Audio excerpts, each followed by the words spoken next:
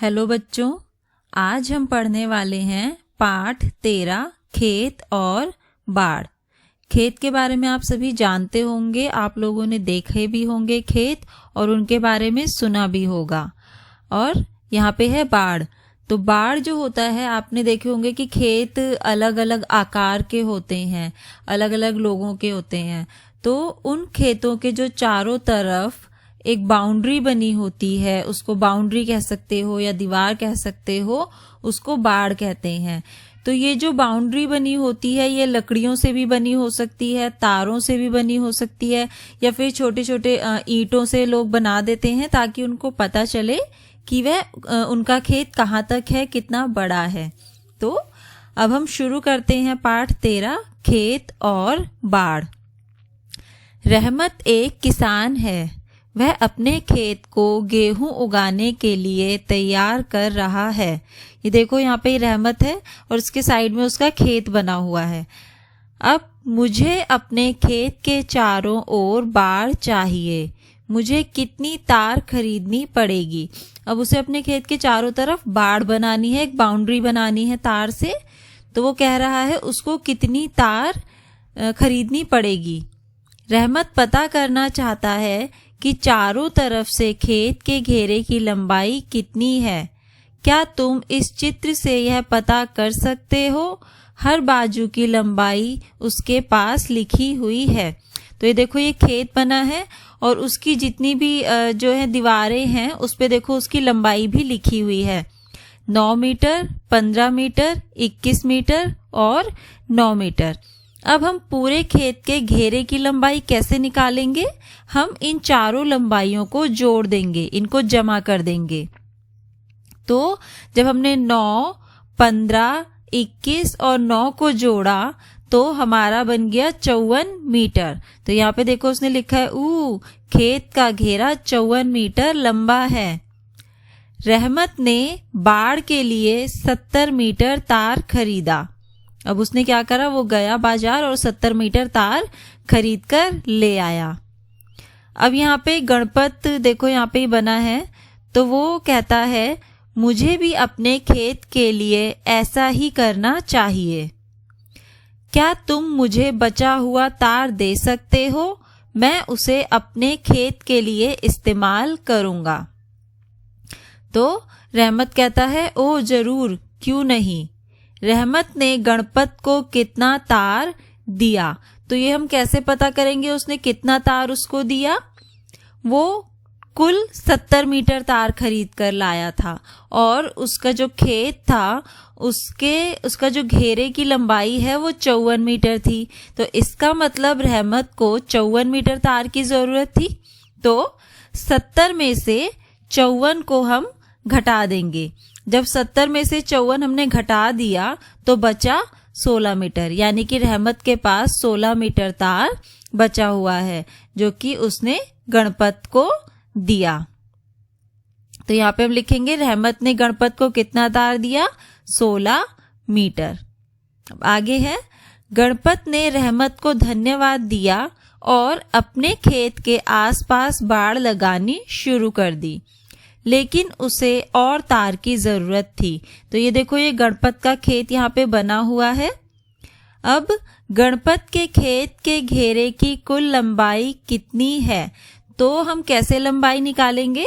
जो खेत की जितनी भी हमें भुजाएं यानी कि साइड्स दी हैं, उसके साथ देखो उसकी लंबाई भी लिखी हुई है।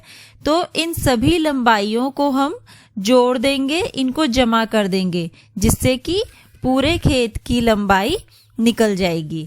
तो अब हम 15 मीटर जमा 9 मीटर जमा 18 मीटर जमा 9 मीटर जमा 15 मीटर। तो जब हमने ये जोड़ा तो उसकी कुल लंबाई निकली 66 मीटर। तो गणपत के खेत के घेरे की कुल लंबाई है 66 मीटर। अब गणपत को अपने खेत के लिए और कितना तार चाहिए? तो घेरे की कुल लंबाई है 66 मीटर और 16 मीटर तार उसके पास पहले से है जो कि उसको रहमत ने दिया था। तो अब जो उसको तार चाहिए वो 66 मीटर घटा में 16 मीटर, तो बचा 50 मीटर। इसका मतलब गणपत को अभी 50 मीटर तार और चाहिए अपने खेत की बाड़ को पूरा करने के लिए।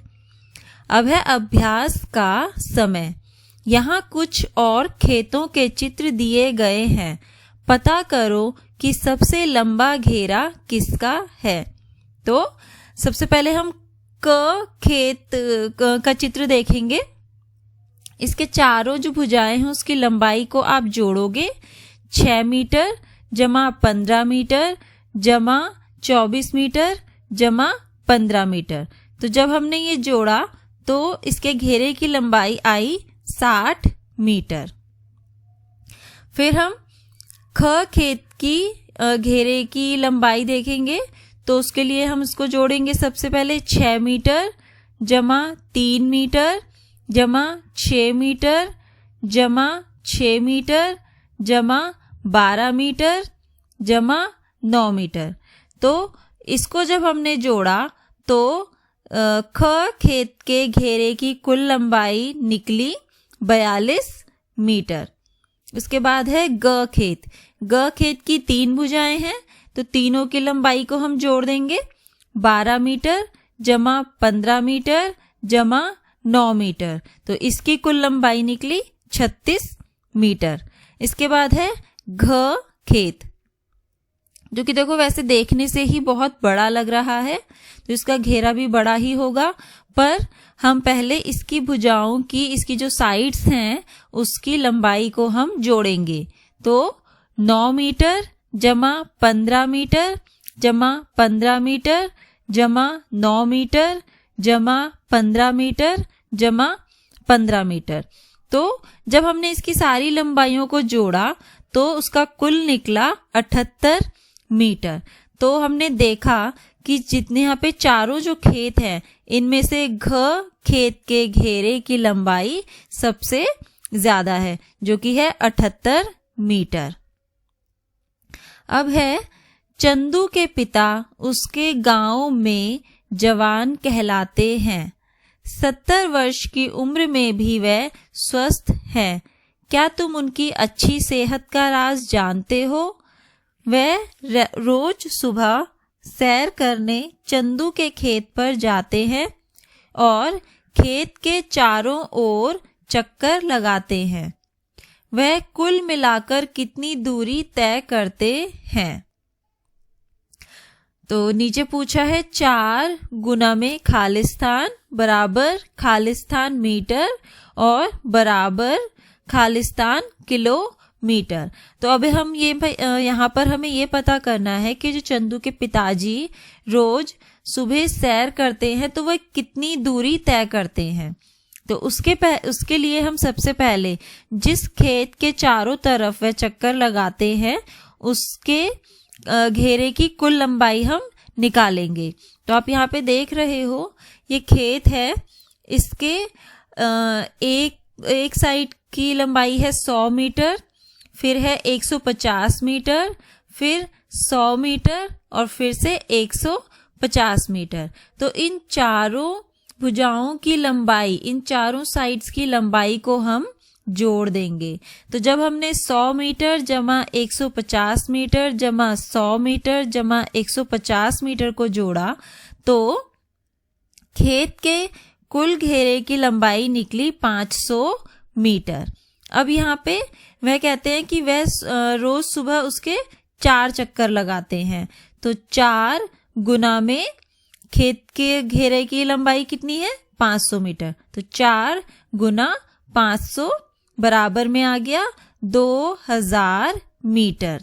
अब बराबर में आपको पता है कि 1 किलोमीटर में 1000 मीटर होता है, तो इसलिए 2000 मीटर को हम लिख सकते हैं बराबर में 2 किलोमीटर। अब तीसरा सवाल है, पत्नी दर्जी की दुकान पर काम करती है। उसे मेज पोश के चारों ओर लेस लगानी होती है। उसने 100 मीटर लेस खरीदी। नीचे दिए गए मेज पोश का चित्र देखो और यह बताओ कि एक मेजपोश के लिए कितनी लेस की जरूरत पड़ेगी। अब ये देखो यहाँ पे ये मेजपोश है जिसकी हमें चारों भुजाओं की लंबाई और चौड़ाई दी हुई है। तो जिन्हें जोड़कर हम पहले ये पता करेंगे कि एक मेजपोश के लिए कितने लेस की जरूरत है। तो हम इनको जोड़ेंगे।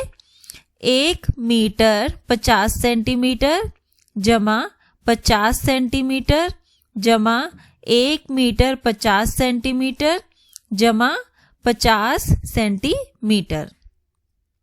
तो आपको ये भी पता है कि 1 मीटर में 100 सेंटीमीटर होते हैं। तो यहाँ पे देखो जो जो भुजाएं हैं, जो लंबाई है उनकी 50 सेंटीमीटर और 50 सेंटीमीटर है। तो ये 1 मीटर बन गया।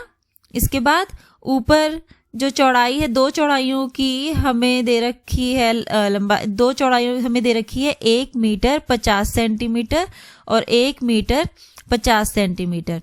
तो इसमें भी जब आप जोड़ोगे तो 1 मीटर को हमने जोड़ा तो 2 मीटर बन गया। उसके बाद 50 सेंटीमीटर और 50 सेंटीमीटर को जोड़ा तो हमारा फिर से बन गया 1 मीटर। तो जब हमने चारों को जोड़ा तो हमें मिला 4 मीटर। तो इसका मतलब हुआ एक मेजपोश के लिए उसको 4 मीटर लेस की जरूरत पड़ेगी। अब वे पूछते हैं कि 3 मेजपोशों के लिए कितनी लेस की जरूरत पड़ेगी। तो अगर एक मेजपोश के लिए 4 मीटर की जरूरत पड़ रही है तो 3 के लिए हमें पड़ेगी 3 गुना में 4 यानी कि 12 मीटर। अब पूछा है बंडल में कितनी लेस बची होगी।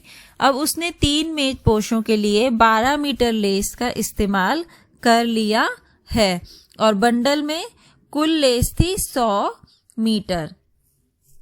तो 100 मीटर में से 12 मीटर इस्तेमाल करने के बाद जो लेस बचेगी वो होगी 100 घटा में 12। तो यानी कि उसके पास अब बंडल में बची है 88 मीटर लेस। अगला कार्य है खुद करके देखो। नीचे दी गई अलग अलग आकृतियों के घेरे की लंबाई पता लगाओ। इशारा तुम धागे का प्रयोग कर सकते हो। अब नीचे देखो ये यहाँ पे 4 आकृतियां आपको दी हुई हैं, क, ख, ग और घ। तो इनकी आपको लंबाई पता करनी है। अब उन्होंने आपको कहा है कि इसकी लंबाई आप धागे के प्रयोग से पता कर सकते हो। तो धागे के प्रयोग से आप कैसे पता करेंगे? आप सबसे पहले इस किसी भी एक आकृति यानी कि हम क आकृति की बात करें तो आप किसी एक पॉइंट पे पहले धागे को रखोगे।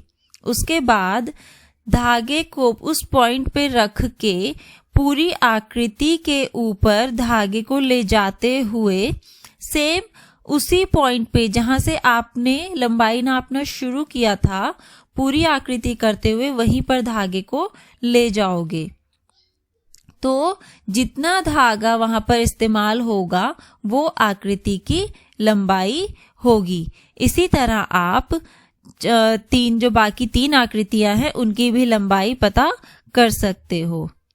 अब है खाना गिनो और पता लगाओ।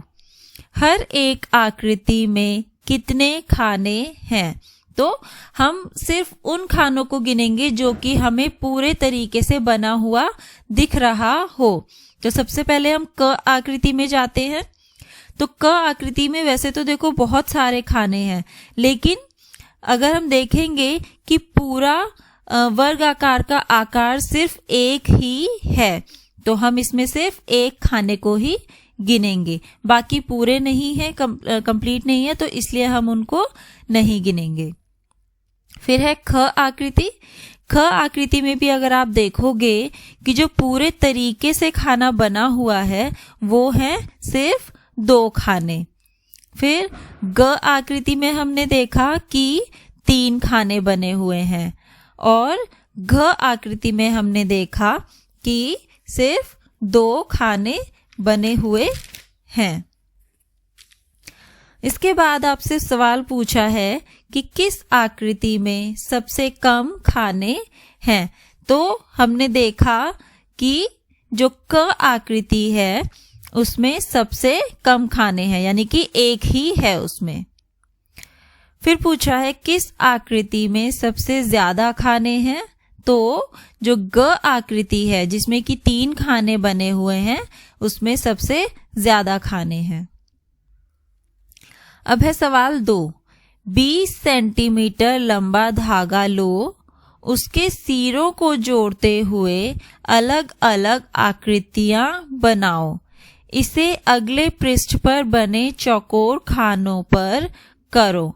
अब आपको क्या करना है, देखो जैसे यहाँ पे ऊपर ये बना हुआ था, यहाँ पे चौकोर खाना बना था, उसमें ये अलग अलग आकृतियां बनी हुई थी। अब आपको एक 20 सेंटीमीटर धागा लेना है और नीचे जो आपको दिए हैं चौकोर खाने, इसमें आपको अलग अलग तरह की आकृतियां बनानी है। और उसके बाद आपको पता करना है कि हर आकृति में कितने खाने हैं। जैसे अभी हमने ऊपर पता करा था, जो कि पूरा खाना आपको पूरा बना हुआ दिखाई दे, सिर्फ आप उसी को गिनोगे। फिर आप ये पता करोगे कि सबसे बड़ी आकृति कौन सी है। फिर आपको पूछा है कि सबसे छोटी आकृति कौन सी है और हर एक आकृति का घेरा कितना है। तो ये आप यहाँ पे पता करोगे, ठीक है, आपको ये इसमें बनाना है। फिर है सवाल 3। तो सवाल 3 में हमें बोला है कि 2 वर्गों को जोड़कर तुम कितनी अलग अलग आकृतियां बना सकते हो। नीचे दिए गए चौकोर खानों पर दर्शाओ हर एक आकृति का घेरा कितना है। अब देखो जैसे यहाँ पे इन्होंने ये बनाया हुआ है 2 वर्गों को जोड़कर, तो अब आपको क्या करना है, इसी तरह आपको भी अलग अलग तरह की आकृति बनानी है 2 वर्गों को जोड़कर, और यहाँ पे चौकोर खानों में आपको ये दिखाना है। और फिर उसके बाद उस आकृति का घेरा आपको बताना है। और आकृति का घेरा कैसे बताओगे आप? धागे की मदद से, धागे का इस्तेमाल करके। उसके बाद आपको बोला है कि इस गतिविधि को 3 वर्गों के साथ भी करो। अब जैसे ऊपर देखो यहाँ पे 2 वर्गों को करके बना रखा है, तो आप 3 वर्गों का इस्तेमाल करके भी आकृति बना सकते हो। तो यह कार्य आपको करना है इसमें। अब है अभ्यास का समय। एक वर्ग का घेरा 12 सेंटीमीटर है। तो देखो यहाँ पे ये आपको एक वर्ग दिया हुआ है क, जिसका की घेरा 12 सेंटीमीटर है। उसके आपसे फिर पूछा है क, इस वर्ग के एक कोने से 1 सेंटीमीटर का छोटा वर्ग काट दिया गया है। अब देखो ये ख आकृति में जो वर्ग बना है, इसमें से देखो 1 सेंटीमीटर का छोटा वर्ग काट दिया गया है, देखो साइड में दिख रहा है। आकृति ख का घेरा ज्यादा होगा या कम, उसकी लंबाई पता लगाओ। तो हमने देखा कि ख जो है वर्ग, उसकी हमें लंबाई निकालनी है। लंबाई कब निकालनी है? जो उसके एक कोने से 1 सेंटीमीटर का छोटा वर्ग काट दिया है उसके बाद। तो अब हम इसकी लंबाई निकालते हैं। तो हमने देखा कि जो आकृति क का जो घेरा है उसकी तो हमें दी हुई है लंबाई। देखो जो चारों साइड्स हैं, चारों भुजाएं हैं, उसकी देखो लंबाई हमें दे रखी 3 सेंटीमीटर जमा 3 सेंटीमीटर जमा 3 सेंटीमीटर जमा 3 सेंटीमीटर। तो ये हो गया 12 सेंटीमीटर। अब हम निकालेंगे आकृति ख की लंबाई। तो उसके लिए जो सबसे ऊपर वाली लाइन थी उसमें से देखो 1 सेंटीमीटर ये काट दिया है। तो हम इसको क्या करेंगे, हम इसमें जोड़ेंगे, हम इसको 3 सेंटीमीटर कम कर दिया, तो 3 सेंटीमीटर से 1 सेंटीमीटर कम हो गया, तो वो बचा 2 सेंटीमीटर। उसके बाद 2 सेंटीमीटर में हम जमा करेंगे जो हमारी ये जो काटा है, इसमें देखो 2 भुजाएं बन गई है और दोनों की लंबाई जो है वो 1-1 सेंटीमीटर है। तो अब हम जोड़ेंगे 2 सेंटीमीटर जमा 1 सेंटीमीटर जमा 1 सेंटीमीटर, और फिर जो साइड की 3 सेंटीमीटर थी इसमें से भी 1 सेंटीमीटर कम हो गया है, तो इसको भी हम 2 सेंटीमीटर जोड़ेंगे। और नीचे वाली रेखा पूरी है तो ये 3 सेंटीमीटर, और फिर जो बाएं वाली रेखा है वो भी पूरी है तो वो भी 3 सेंटीमीटर। तो इस तरह जब हमने 3 सेंटीमीटर जमा 2 सेंटीमीटर जमा 1 सेंटीमीटर जमा 1 सेंटीमीटर जमा 2 सेंटीमीटर जमा 3 सेंटीमीटर जोड़ा, तो आकृति का ख का घेरा जो है वो भी 12 सेंटीमीटर ही आया।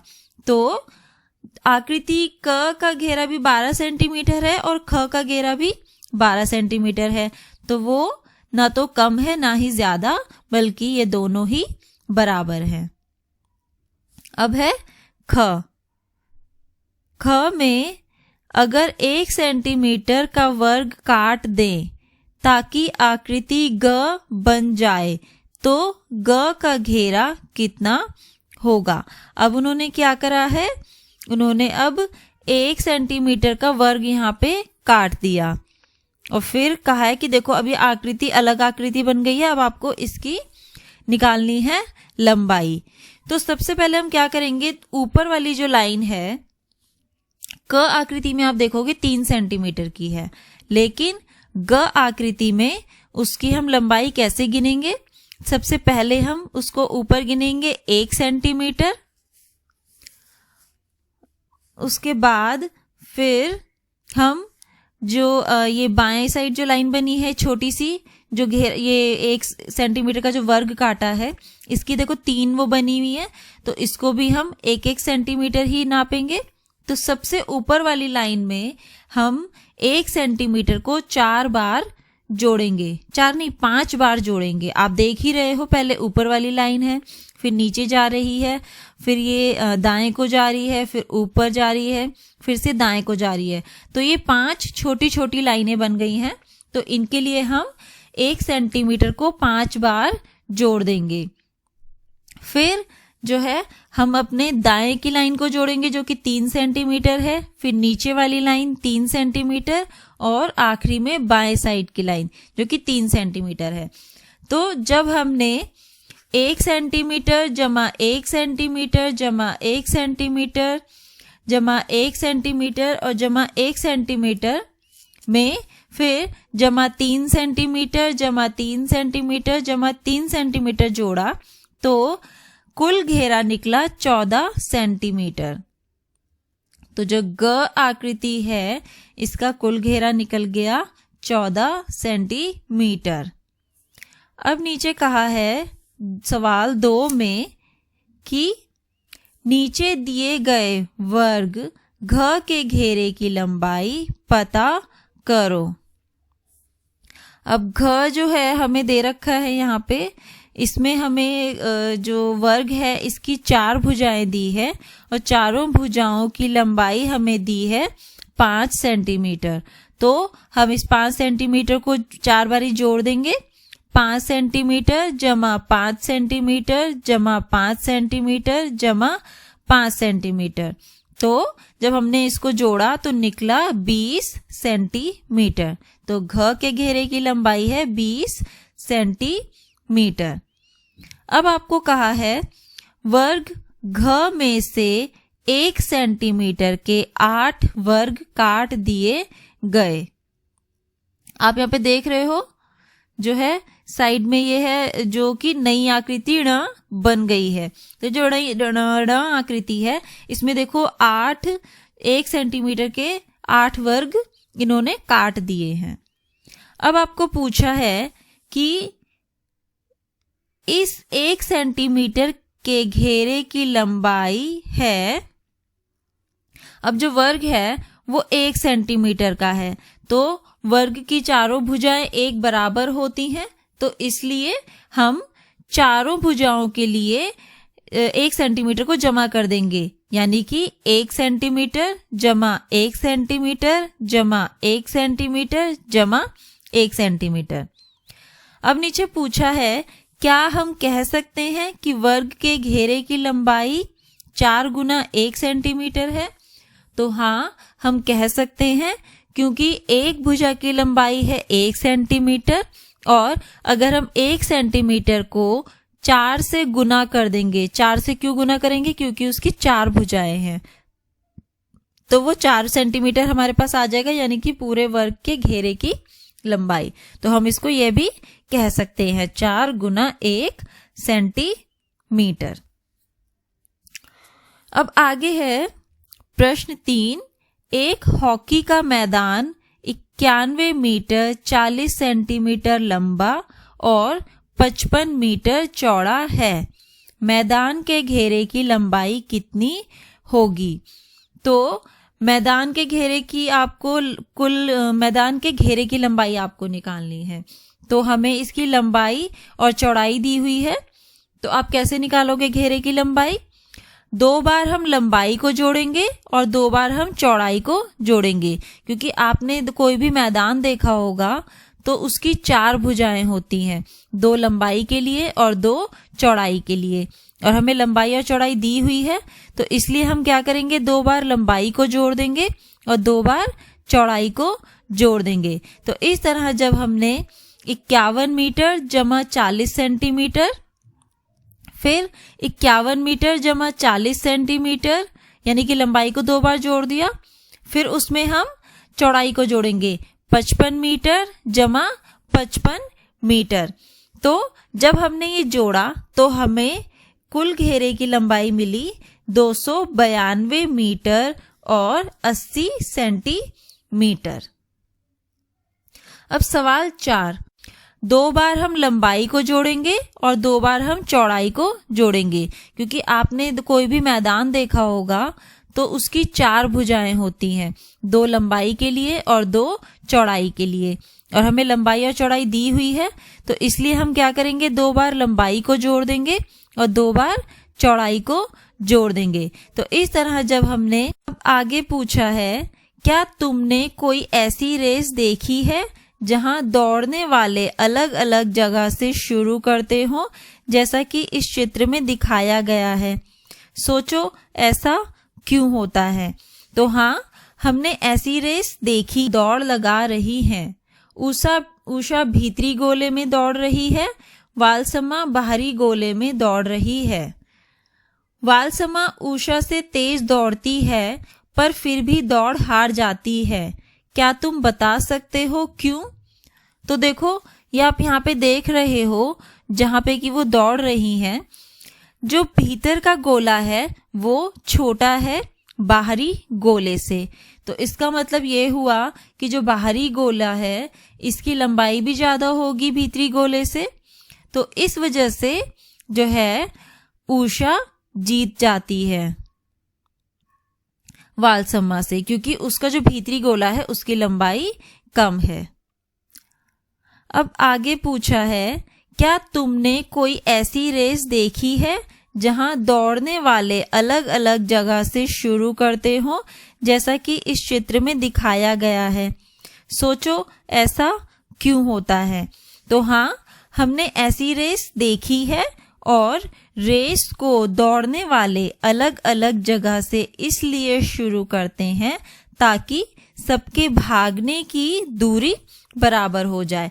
अब देखो, अगर ये सारे जो अंदर का देखो, यहाँ पे 4 गोले बने हुए हैं, तो आपको देखने से ही पता चल रहा है जो सबसे अंदर का गोला है वो सबसे छोटा है, फिर उसके बाहर का गोला उससे थोड़ा और बड़ा है, फिर उससे बाहर का गोला उससे थोड़ा बड़ा है, और जो सबसे बाहर का गोला है वो सबसे ज्यादा बड़ा है।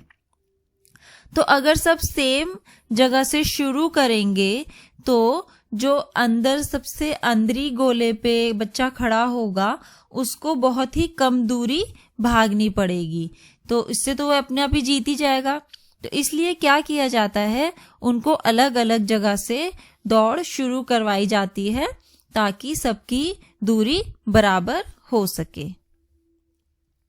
तो बच्चों अब अगला जो हमारा पाठ का बाकी हिस्सा है हम अगली कक्षा में। तो बच्चों अब हम अपना पाठ पूरा करते हैं, खेत और बाढ़। तो पिछली कक्षा में आप लोगों ने क्या क्या सीखा था?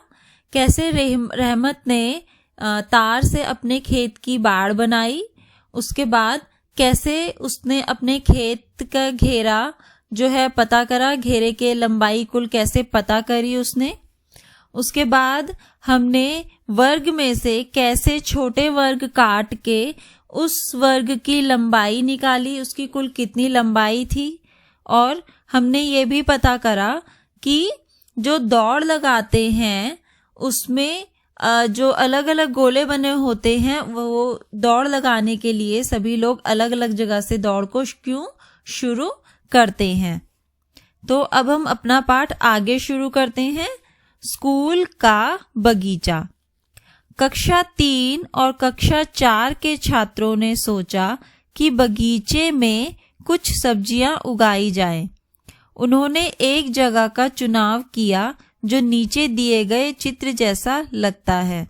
तो देखो यहाँ पे 2 बगीचे दिए हैं, बगीचा 1 और बगीचा 2। दोनों ही कक्षाओं के छात्रों को लगा कि बगीचा 1 बड़ा था, इसलिए दोनों ही बगीचा 1 लेना चाहते थे। अचानक नीतू ने कहा, मुझे लगता है कि दोनों बगीचों में बराबर जगह है। हाँ, हो सकता है, चलो पता करते हैं, क्या यह सही है? नीतू यह कैसे पता लगाए कि दोनों बगीचों में बराबर जगह है कि नहीं? अब देखो, पहले देखने में जो है सभी बच्चों को लग रहा था कि बगीचा 1 बड़ा है, तो इसलिए वो सभी चाह रहे थे कि उनको बगीचा 1 मिले। लेकिन अगर आप ध्यान से देखोगे तो बगीचा 1 जो है वो लंबा है ज्यादा और बगीचा 2 है वो ज्यादा चौड़ा है। लेकिन हम देखने पे ना जाकर हमें ये पता लगाना है, हमारे अंदाजे को हमें जांचना है कि सही है या नहीं है। तो अब आपको नीतू की मदद करनी है कि वो कैसे बगीचे को नापे कि उसको पता चले दोनों बगीचे बराबर हैं या नहीं। तो वैसे तो आप भी अलग तरीकों से, किसी तरीके से अगर आपको कुछ सूझता है तरीका तो उससे आप नाप सकते हो। लेकिन मैं आपको एक तरीका यह बताऊंगी कि आप बहुत सारे जो गत्ते होते हैं वो ले सकते हो। फिर उन गत्तों से आप दोनों बगीचों को पूरा ढको।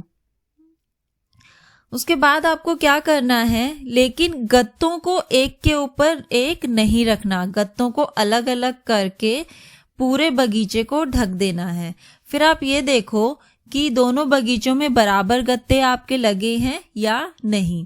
अगर दोनों बगीचों में आपके बराबर गत्ते लगे हैं तो इसका मतलब दोनों बगीचे आपके बराबर हैं। अब है अगला कार्य, चलो कुछ करके देखें। तो नंबर 1, अपनी कक्षा में रखी मेज को देखो। सोचो कि उस पर कितनी गणित की किताबें रखी जा सकती हैं। जैसे देखो यहाँ पे साइड में एक मेज है जिसमें कि उसने अपनी किताब रखी है। तो आपको भी क्या करना है, मेज लेनी है और उस पर अपनी गणित की किताबें रखनी है। और आपको ये देखना है, पहले आपको अंदाजा लगाना है। आप अपनी किताब को देखिए और मेज को देखिए और एक अंदाजा लगाइए कि आप कितनी किताब अपनी मेज पर रख सकते हो। याद रहे कि किताबें एक दूसरे पर ना रखी हों और किताबों के बीच में जगह भी ना बचे। और आपको ये ध्यान रखना है कि किताबें पहले तो एक दूसरे के ऊपर नहीं होनी चाहिए, दूसरा किताबों के बीच में खाली जगह भी नहीं होनी चाहिए। अब अपना अंदाजा यहाँ लिखो। अब आपको क्या करना है, आपने जो अंदाजा लगाया है, जैसे कि आपने एक मेज देखी सामने, फिर आपने अपनी किताब का आकार देखा और आपको लगा कि इस मेज में 5 या फिर 6 किताब आ सकती हैं। तो आपने जो अंदाजा लगाया है वो आपको यहाँ पर लिखना है। अब अपने अंदाजे की जांच करो, तुम कितनी किताबें रख पाए। तो तो अभी तक तो आपने अंदाजा लगाया था। अब आप क्या करो, किताबों को मेज पर रखो और जितनी किताब आप रख पाए हो वो आप यहाँ पर लिखोगे। तुम्हारे अंदाजे में और किताबों की संख्या में कितना अंतर है? अब अंतर आप कैसे निकालोगे? मान लो आपने अंदाजा लगाया कि आपकी 6 किताबें मेज पर आ सकती हैं, लेकिन जब आपने मेज पर किताबें रखी तो 4 ही किताबें आ पाई। तो आपने देखा कि अंदाजा तो 6 किताबों के लिए लगाया था, लेकिन सही में 4 ही किताब आ पाई। तो 6 घटा 2 यानी कि 2 किताबों का अंतर आया। तो इसी तरह आपको ये देखना है, करना है। अब देखो यहाँ पे लिखा है कक्षा में रखी मेज। अभी स्कूल तो आप लोग जा नहीं रहे होंगे शायद, या फिर जा रहे हो। अगर स्कूल जा रहे हैं तो स्कूल की मेज में देखिए, अगर स्कूल नहीं जा रहे तो आप सभी के घरों में भी अलग अलग साइज की, अलग अलग तरह की मेज या टेबल होगी, आप उसका इस्तेमाल इसके लिए कर सकते हो। अब है कार्य 2, एक और मेज ढूंढो। अब आपको क्या करना है, एक और मेज ढूंढनी है। उसके बाद यहाँ पे पूछा है क्या यह मेज पिछली मेज से बड़ी है? तो जो पहले आपने मेज देखी थी उससे ये मेज बड़ी है। अगर बड़ी है तो आप हाँ पर निशान लगाइए और नहीं है तो नहीं पर। फिर है ख, अंदाजा लगाओ कि इस मेज पर गणित की कितनी किताबें आ सकती हैं। अब जो आपने दूसरी मेज देखी है उस पर आपको अंदाजा लगाना है कि आप कितनी किताबें इस पे रख सकते हो। आपको रख कर नहीं देखनी, आपको पहले अंदाजा लगाना है देखकर कि कितनी किताबें आप इसमें रख सकते हो, और वो यहाँ पर आप लिखो। फिर ग, अपने उत्तर को जांचो, तुम गणित की कितने किताबें रख पाए। अब आपको क्या करना है, पहले की तरह जांचना है, यानी कि किताबें मेज पर रखनी है और देखना है कि आप कितनी किताबें रख पाए हो। फिर घ, दोनों मेजों के आकार में अंतर है कितनी किताबों का, यानी कि पहली मेज में आप कितनी किताबें रख पाए थे और इस मेज में कितनी किताबें आप रख पाए हो। तो जितनी किताबों का अंतर होगा वो यहाँ पे आप लिख सकते हो। माना सोचो कि पहली मेज में आपने 6 किताबें रख ली और अब जो दूसरी मेज है उस पर आपने 8 किताबें रख ली, तो आप ये कह सकते हो कि 2 किताबों का अंतर है। अब है कार्य 3, गणित की कितनी किताबों को अखबार के एक पन्ने से ढक सकते हैं।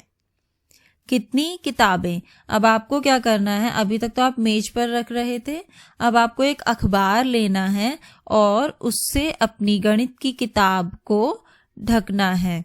आपको एक पन्ना लेना है अखबार का और जितनी किताबें आप ढक पाओगे वो यहाँ पे आप लिखोगे, कितनी किताबें आपने ढकी।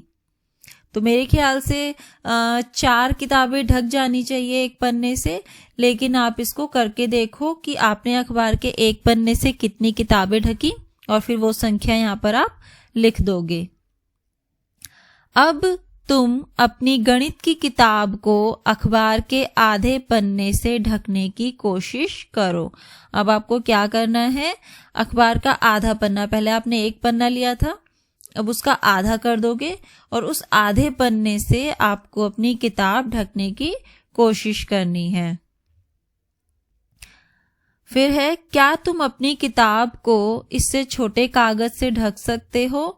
तो अब आपको ये देखना है, पहले आपने एक पन्ने से ढकी, फिर आपने आधे पन्ने से ढकी, अब आपको उस आधे पन्ने से भी छोटा कागज करना है और ये देखना है कि आप उससे ढक पाते हो या फिर नहीं। अगर आपकी किताब ढक जाती है तो आप लिखोगे कि हाँ, हम अपनी किताब को इससे छोटे कागज से भी ढक सकते हैं, और अगर नहीं ढकती है तो आप लिखोगे कि नहीं, इससे छोटे कागज से किताब नहीं ढक सकती।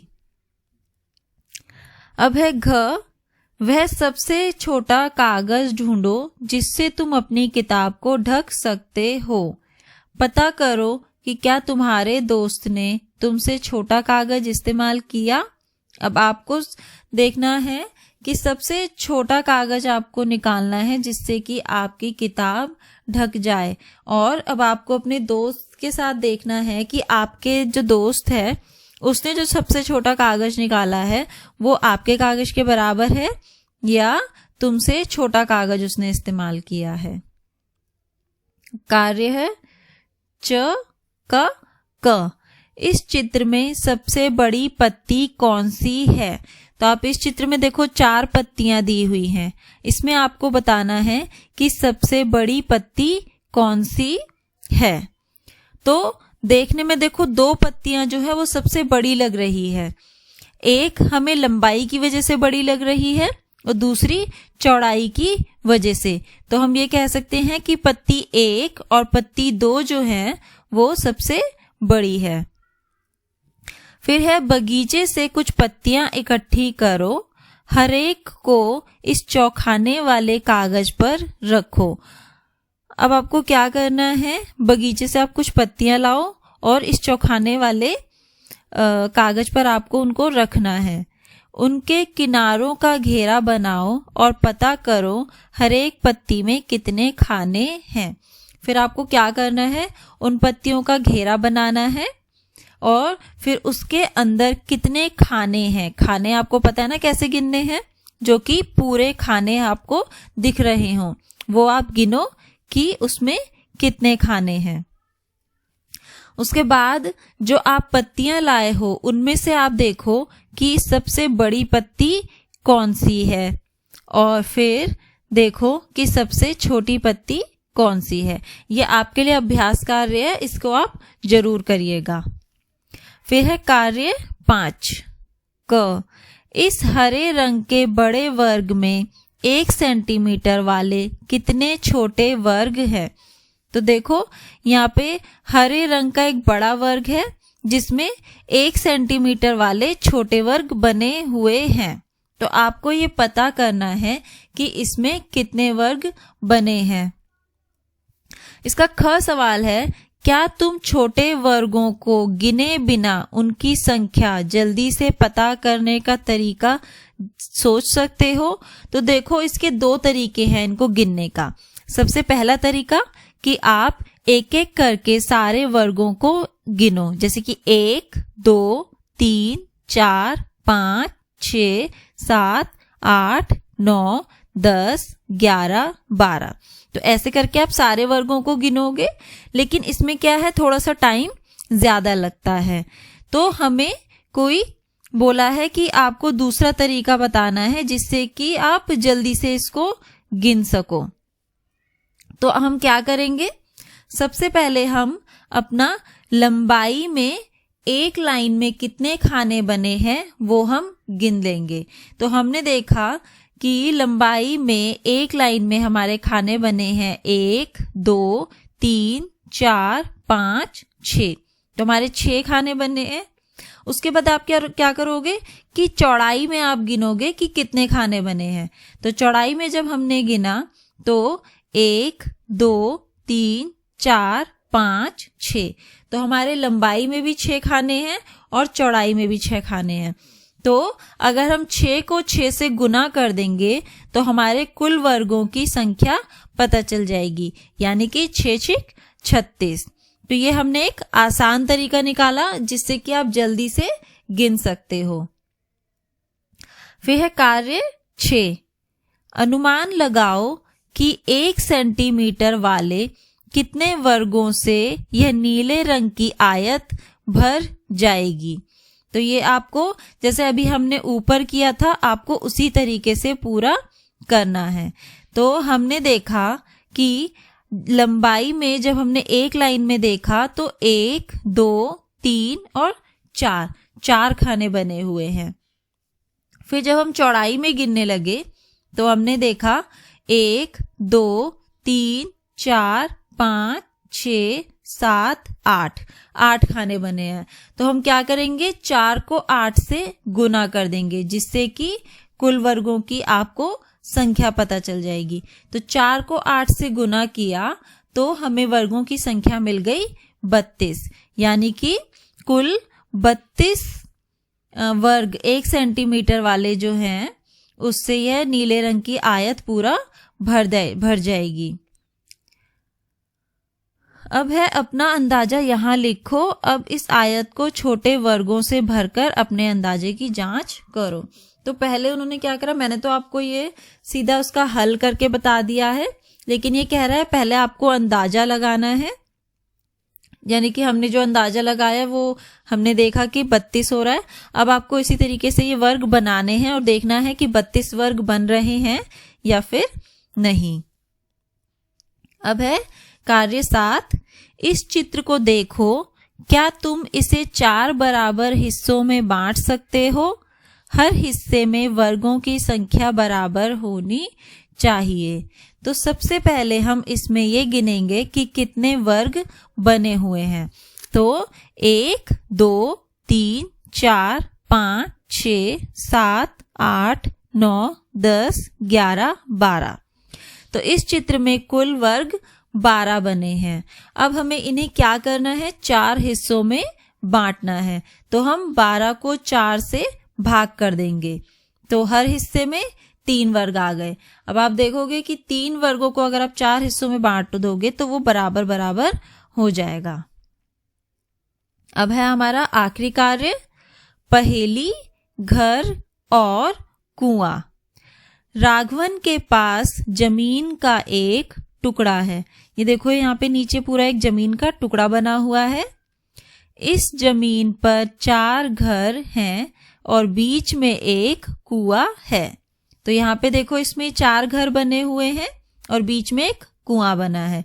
तो 2 घर कुएं के ऊपर बने हैं और 2 घर कुएं के नीचे बने हैं। वह इस जमीन को अपने 4 बच्चों में बराबर बांटना चाहता है। हर एक को एक घर मिलना चाहिए और सभी दूसरे के हिस्से में जाए बिना कुएं का इस्तेमाल कर पाएं। क्या तुम जमीन को बांटने में उसकी मदद कर सकते हो? हर एक के हिस्से में अलग रंग भरो। अब आपको देखो क्या करना है, इस पूरी जमीन को 4 हिस्सों में बांटना है। लेकिन जब आप 4 हिस्सों में बांटोगे तो आपको 2 चीज ध्यान रखनी है।